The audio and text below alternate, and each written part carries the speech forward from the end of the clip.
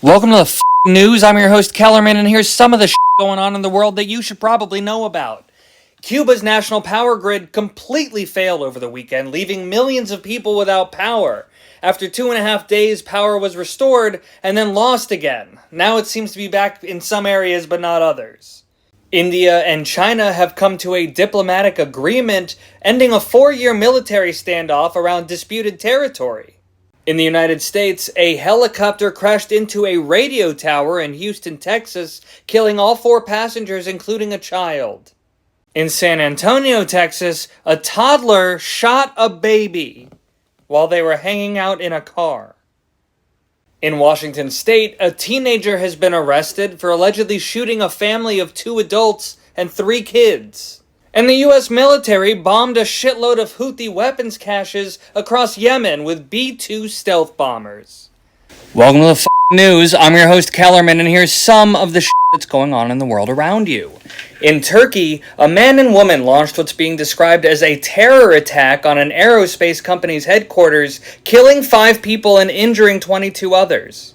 In the United States, McDonald's has temporarily removed the Quarter Pounder from its menu in 12 states after being linked to an E. coli outbreak that's killed at least 1 person so far. Former Abercrombie & Fitch CEO Mike Jeffries has been arrested on sex trafficking charges, alleging that he lured in and sexually abused aspiring male models. He's already posted his $10 million bail and is home safely, waiting for his trial.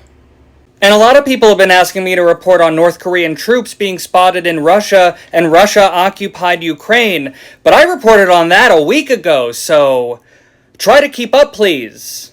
Joining my Substack might help, and, follow me if you give a shit. Welcome to the nice news. I'm your host, Kellerman, and I hope you'll stay with me for a minute while I tell you about some of the good things that have happened recently. Scientists at UWE Bristol have created the first 3D printed food for people with swallowing difficulties and dysphagia. Egypt has officially been declared malaria-free for the first time in history.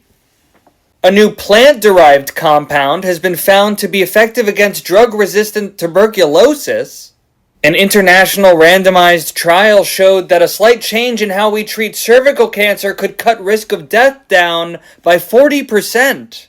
The CDC has reported the first drop in annual deaths related to drug overdose in the United States since 2018, dropping by 15% since last year. And obviously there's no video I can show related to this, so kittens.